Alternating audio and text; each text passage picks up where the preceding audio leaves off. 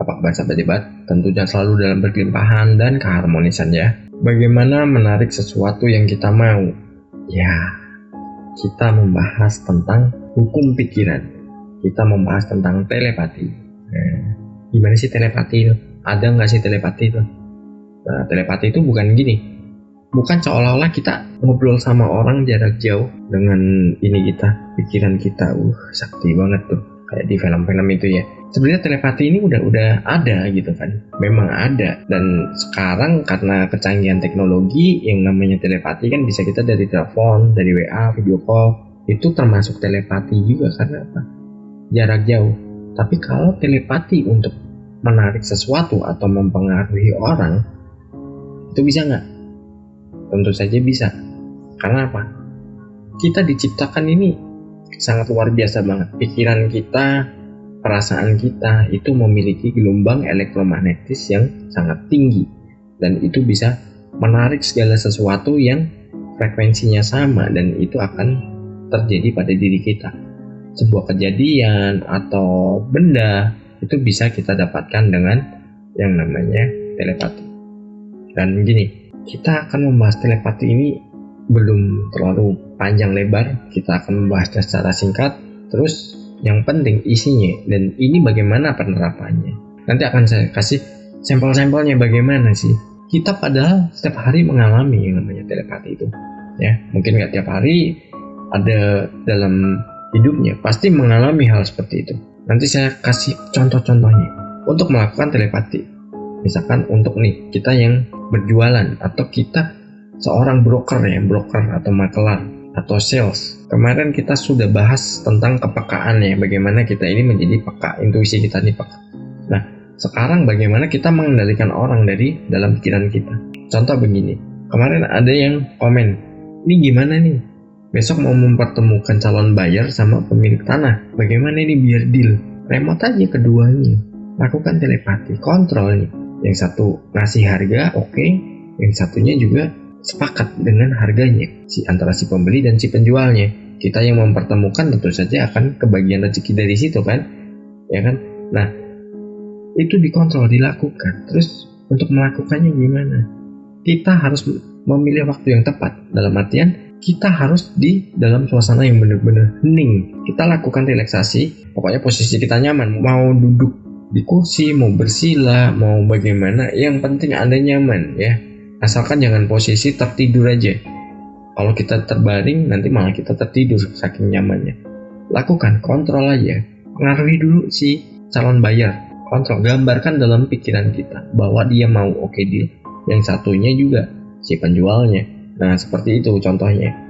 Dan hal-hal yang seperti ini, itu tuh sebenarnya sering kita alami. Dan ini bukan kebetulan ya, sekali lagi. Bukan kebetulan. Karena kebetulan tuh nggak ada. Semua tergambar dari pikiran kita. Contoh, pernah nggak berpikiran pengen sesuatu? Ya, makanan lah. Wah, pengen makan ini nih. Nah, padahal kita nggak ngasih tahu siapa-siapa. Kita nggak ngasih tahu ke saudara, teman, atau bahkan kerabat kita bahwa kita pengen makan itu.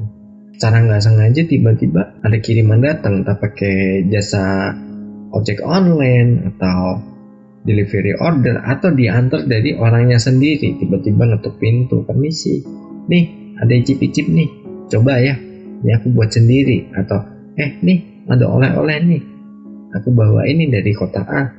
Nah, contoh-contoh seperti itu, apa yang pernah kita pikirkan itu kita tarik sebenarnya ya. Contoh, saya pernah gini, saya pengen banget makan sate ayam, ya kan? Aduh, kayaknya makan sate ayam enak banget nih, cuman malas keluar, berhari-hari malas keluar. Tiba-tiba apa? Bangun tidur siang, ada telepon kan? Pak, alamatnya di mana? Tepatnya? Oh iya, ini dari mana? Ini saya mau ngirim pesanan. Oke, begitu datang, loh, sate ayam 3 bungkus pula. Padahal saya nggak cerita ke siapa-siapa saya pengen makan itu. Nah, itulah kehebatan pikiran kita.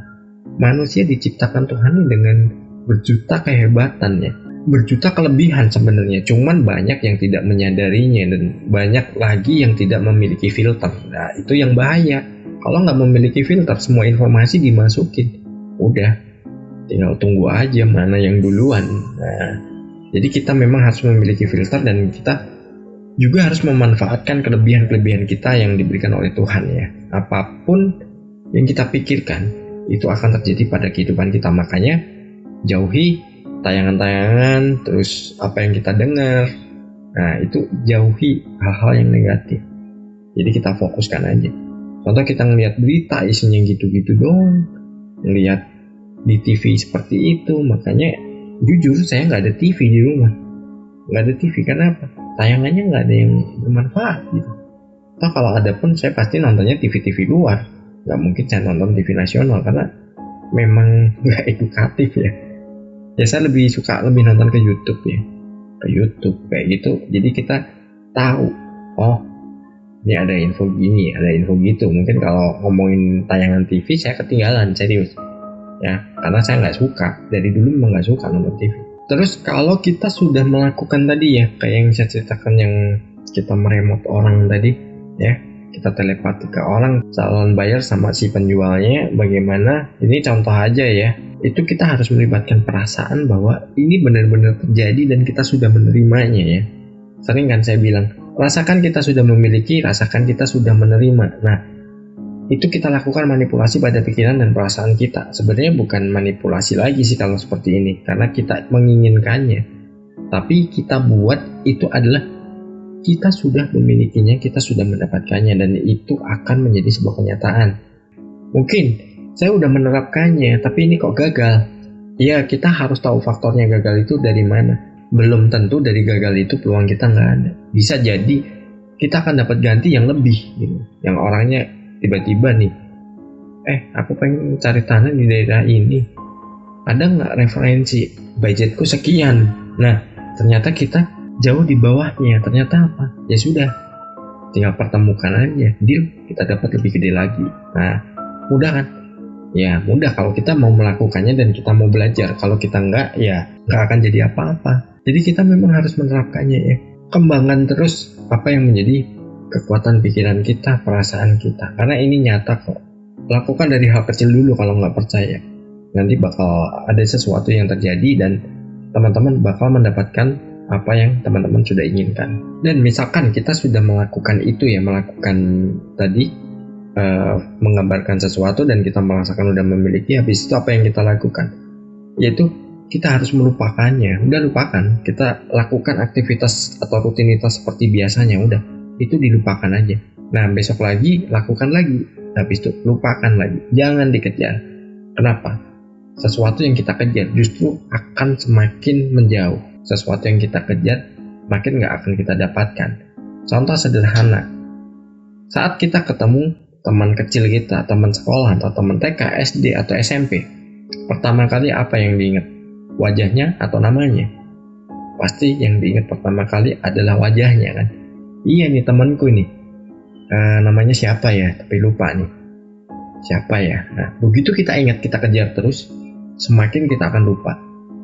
Semakin kita kejar terus, semakin kita akan lupa. Tapi begitu kita udah gak mikirin, udah santai, udahlah, terserah lah, lupa namanya. Pas duduk-duduk, oh iya, namanya Rudi ya orang ini ya. Nah, akhirnya apa? Muncul sendiri. Dan segala sesuatu seperti itu muncul ketika kita sudah tenang. Jadi kita harus selalu menjaga diri kita harus tetap tenang. Kalau kita nggak tenang, kemerungsung, apa yang kita inginkan nggak akan kita dapatkan. Justru itu akan banyak banget sandungan dan kita sama aja udah memaksa Tuhan gitu. Harus dong. Tuhan dipaksa, emang siapa kita? Kayak saya pernah gini, diundang di sebuah forum ya. Nah di situ katanya ada ngundang yang namanya motivator. Wah, keren banget ya. Ada motivator. Dengerin dia ngomong A B C D, oke. Ya. Dan akhirnya apa? Dia mengajak kita dan mengajari kita untuk berdoa. Tuhan, kayakanlah aku. Wah, dari situ saya kaget. Emang Bapak siapa ya? Saya tanya gitu. Kok Tuhan disuruh kayak gitu? Kadang orang seperti itu. Tuhan kok disuruh-suruh? Ya kalau Tuhan langsung jawab, misalkan bilang gini, emang lu siapa? Gak mau gimana? Gak boleh seperti itu ya. Mungkin kalau nanti ada kesempatan saya buatkan deh caranya gimana sih doa tanpa kita seolah-olah menyuruh Tuhan atau kita memaksa Tuhan, itu bagaimana? Nanti saya buatkan videonya ya. Tapi jangan lupa yang belum subscribe, subscribe dulu. Nanti saya buatkan itu videonya bagaimana sih kita dengan santun meminta ke Tuhan dalam berdoa. Bukan kita maksa Tuhan, berikan ini. Nah, Tuhan kok ditodong? Emang kita siapa? Ya kan? Nah, nanti dibalik udah kita gak bisa apa-apa lagi ya. Dan tentu saja setelah kita melakukan itu semua, satu hal yang tidak lupa, kita harus berterima kasih. Terima kasih, apapun yang sudah kita dapatkan, kita harus berterima kasih. Dalam bisnis deal atau belum, terima kasih. Karena apa? Dari situ pertama kita udah menambah relasi. Ya, mungkin yang tadi bayar nggak jadi misalkan, dia minta dicarikan tempat lain karena harganya belum cocok, terus daerahnya juga dia nggak suka. Nah, bisa seperti itu. Segala sesuatu itu mungkin ya, nggak ada yang kebetulan. Selama kita bisa memanage pikiran kita dan bagaimana kita menyakiti orang lain. Oke? Sukses berlimpah.